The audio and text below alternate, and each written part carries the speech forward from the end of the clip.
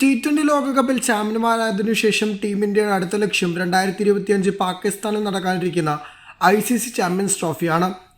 2013 ടൂർണമെൻറ്റിൽ ജേതാക്കളായതിനു ശേഷം പിന്നീട് ഒരിക്കലും കപ്പ് ഉയർത്താൻ ഇന്ത്യക്ക് സാധിച്ചിട്ടില്ല. ലോകകപ്പ് കഴിഞ്ഞാൽ ICCയുടെ ഏറ്റവും വലിയ ടൂർണമെൻറ്റ് ചാമ്പ്യൻസ് ട്രോഫിയാണ്.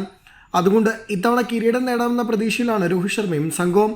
T20 ലോകകപ്പ് നേട്ടം ഇന്ത്യയുടെ ആത്മവിശ്വാസം വാനോളം ഉയർത്തിയിരിക്കുകയാണ്. ചാമ്പ്യൻസ് ട്രോഫിക്കുള്ള ടീമിനെ തിരഞ്ഞെടുക്കുമ്പോൾ ഇന്ത്യക്ക് മുന്നിലുള്ള പ്രധാനപ്പെട്ട തലവേദനകളൊന്ന് ആര് വിക്കറ്റ് കീപ്പർ ആകുമെന്നതാണ്. നിലവിൽ ഋഷഭ് പന്താണ് ഇന്ത്യയുടെ ഫസ്റ്റ് ചോയ്സ് കീപ്പറെങ്കിലും KL രാഹുലും മത്സര രംഗത്തുണ്ട്. ഇവരെ കൂടാതെ മലയാളി താരം സഞ്ജു സാംസണും വിക്കറ്റ് കീപ്പർ സ്വപ്നം കാണുന്നുണ്ട്. ഇവരിൽ ഇന്ത്യക്ക് ബെസ്റ്റ് ഓപ്ഷൻ ആരാണ്? കണക്കുകളുടെ അടിസ്ഥാനത്തിൽ പരിശോധിക്കാം. ഏകദിനത്തിലെ കണക്കുകൾ പ്രകാരം ഋഷഭ്, രാഹുൽ, സഞ്ജു എന്നിവരുടെ പ്രകടനം താരതമ്യപ്പെടുത്തുമ്പോൾ ഇവർ 3 പേരും കൂടുതൽ ഇന്നിങ്സുകൾ കളിച്ചത് രാഹുലാണ്. പക്ഷേ ശരാശരിയുടെ കാര്യത്തിൽ സഞ്ജു സാംസണാണ് കേമൻ. 72 ഇന്നിങ്സുകളിൽ രാഹുൽ ഇതിനോടകം തന്നെ കളിച്ചു. ഇവയിൽ 49 ശരാശരിയിൽ 2851 റൺസാണ് അദ്ദേഹത്തിൻ്റെ സമ്പാദ്യം. ഋഷഭിനാവട്ടെ 27 ഇന്നിങ്സുകളിൽ നിന്നാണ് ഇതിനോടകം തന്നെ കൈവരിച്ചത്. ഇവയിൽ 33 ശരാശരിയിൽ 871 എന്ന ടോപ്പ് സ്കോറും അദ്ദേഹം നേടി. സഞ്ജു വെറും 14 ഇന്നിങ്സുകളാണ് കളിച്ചത്. 56 ശരാശരിയിലും സ്കോർ ചെയ്തു.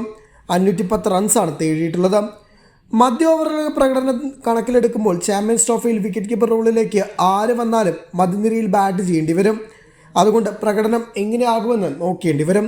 സ്വന്തം വിക്കറ്റ് കാത്തു സൂക്ഷിക്കുന്നതിനോടൊപ്പം സ്കോറിംഗ് ഉയർത്തുന്ന ലക്ഷ്യം കൂടിയാണ് മധ്യനിര ബാറ്റർമാർക്കുള്ളത്.